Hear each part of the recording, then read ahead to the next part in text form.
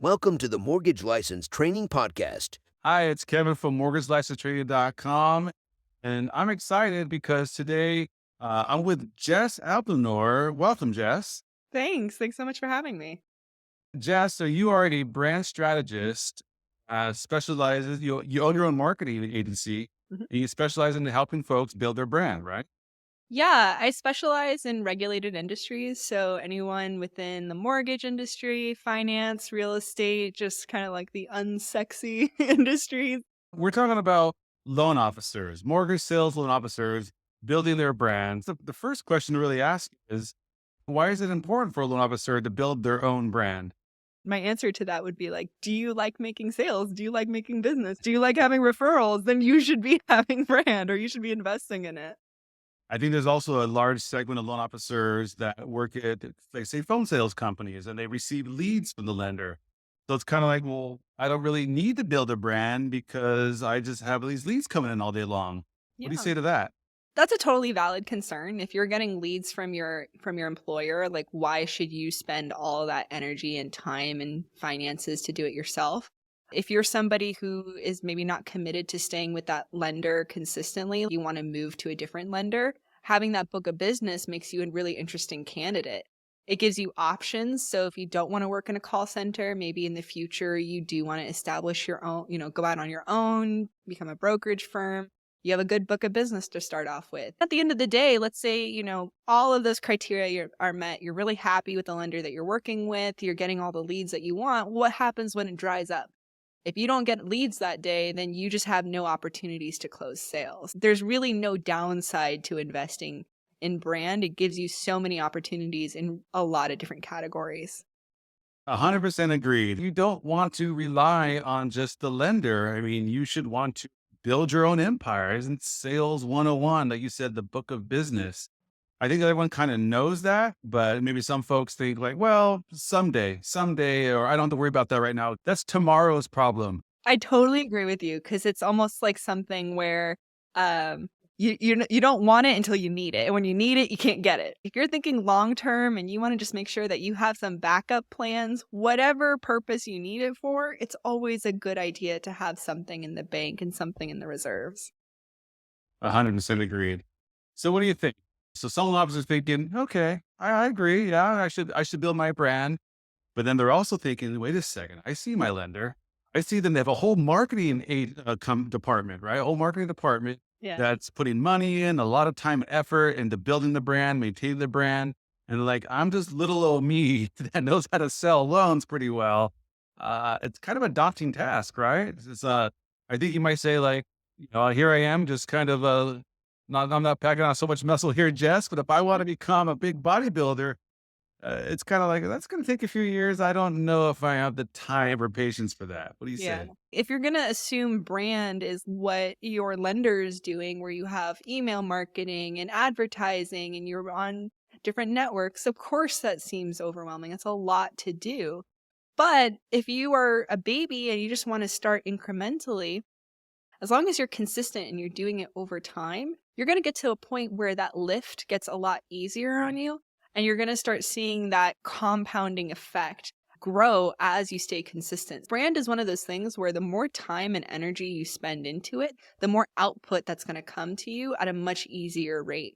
Think of it as a compounding journey. Let me ask you one thing though. You say, I understand. So the compounding is pretty much what you're saying is in today's fast food nation, maybe don't be so quick to hit that fast forward button. Enjoy the journey, enjoy what you're going to learn and benefit along the way of the journeys. I love that. So I guess the big question is, okay, Jess, well, how long before I start kind of reaping the rewards of this effort? That depends on your perspective, right? And it depends on what you have. You can reap rewards from day one. But if you are classifying reward by, I should get 10 leads a day for posting one thing on Instagram or one thing on LinkedIn, that's an unrealistic belief. You're not going to get that response. But you could do that if you decide to do a different tactic, like reaching out to your current contact list and asking for referrals. It's going to drive that huge impact right away because you've already built a relationship with your current client list and you're giving them something of value where they can refer you to someone who has trust in their offer and are willing to talk to you versus someone who's a cold call. It's not that you can't get impact right away. It's about choosing the right tactic that's going to get you the response you're looking for and setting your expectations accordingly. Let me just back up a sec. You mentioned about referrals. I'll tell you, working in the loan officer world, I know a lot of loan officers are hesitant to ask for referrals for whatever reason. I don't know if it's kind of an awkward thing. So I guess without giving out too much, if I'm going to, not for a loan officer ask for referrals, but if I'm to reach out to my client base and ask for referrals in that way, what's a tactful way to do that without, trying to maybe burn bridges? Number one, asking for referral. There's literally no downside to that ever. No one is ever going to tell you, like, how dare you ask me for a referral, especially if you gave like a good service. It's the same way of asking for a testimonial. You have been able to take your client and ideally give them a situation that makes them happy. They should be in a position or primed to be willing to give you a little thing back, which would be that referral or getting you that testimonial. If you are nervous and you need a structure in order to get that referral, a great way of doing it is by offering them some kind of value that they'll get in exchange for the referral. So then it doesn't feel like a ask, it's more of an exchange. Think about an incentive that you can create that is going to make your referral want to share that information. And that's something that you give to your direct client and your client's referral. So let's touch back on mention. I know it's instilled in everyone's mind because I know everyone's always looking for a number, and I'm not going to pin you down to a number, but if I do X, Y, Z of helping build my brand, what should I expect and when? What is a reasonable thing to expect? It's kind of hard to answer that question because depending on your platform, you have to reset your expectations.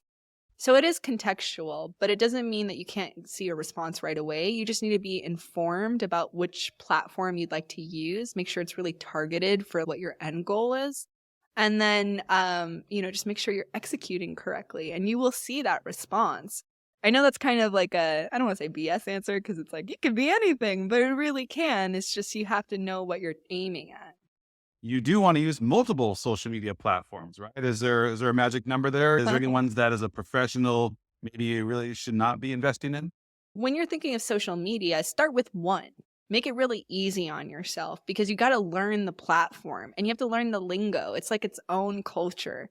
And so once you figure that out, then you start moving to another platform.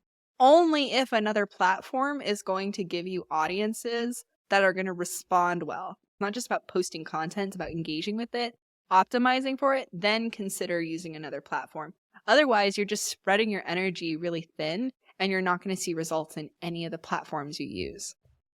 So you mentioned something, and I've heard you've mentioned things like this before so maybe you build up a good presence. Maybe you do acquire a lot of followers, but I think that doesn't really amount to much unless you said, the right kind of engagement. So can you elaborate a little bit on the sales funnel and how that would work, even if you do start acquiring an audience? So followers does not translate into sales unless your audience has the right set of expectations for them, where they are ready and understanding to move down the funnel. So let's say I'm trying to target first-time home buyers. Well, I'm going to talk about content of like, here are the top 10 mistakes to avoid if you're a first-time home buyer. Here are some programs that you might not know. Here are some good tips. I'm speaking to the client who is ready to purchase. They're already in that frame of mind, so their expectations are aligned. So when I eventually create a post saying, hey, did you know I'm a loan officer? I currently am accepting new leads. In that link area, you should have a landing page that's going to collect contact information or drive someone to schedule time on your calendar.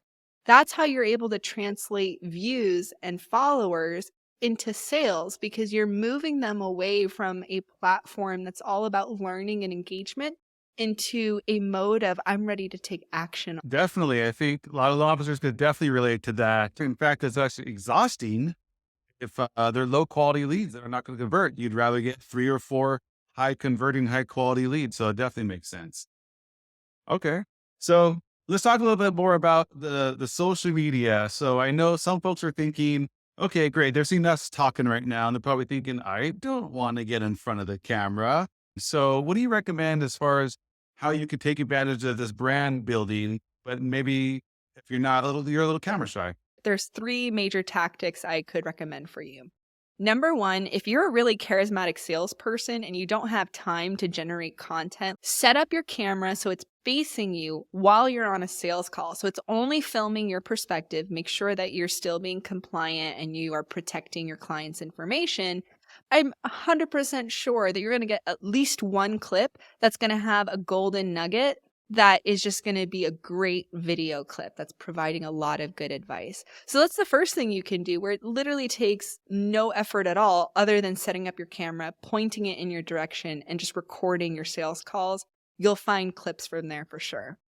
Now, if you want to take it to another level and you want to do something that's a little more creative, you can do something what's called B-roll, which is basically you're setting your camera up to record yourself doing really weird tasks, but you're not speaking and you're not trying to put any audio. You can take a camera shot of you, reading a book or flipping a page or signing a contract. So that's a great way where you can just narrate over the film, or you can just have text that is basically saying what you want. The last option that you can do if you're really, really camera shy in the sense that you don't like being on camera, but you are comfortable talking, is doing what's called like a top-down view or a flat lay view.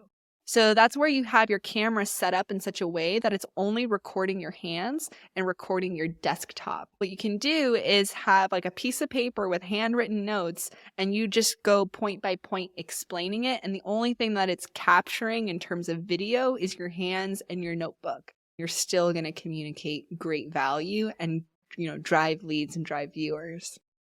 That's fantastic, Jess, to share the three different ways that you can still have strong content. So here's my next question to you so loan officers know how to talk to customers. They know how to sell their products.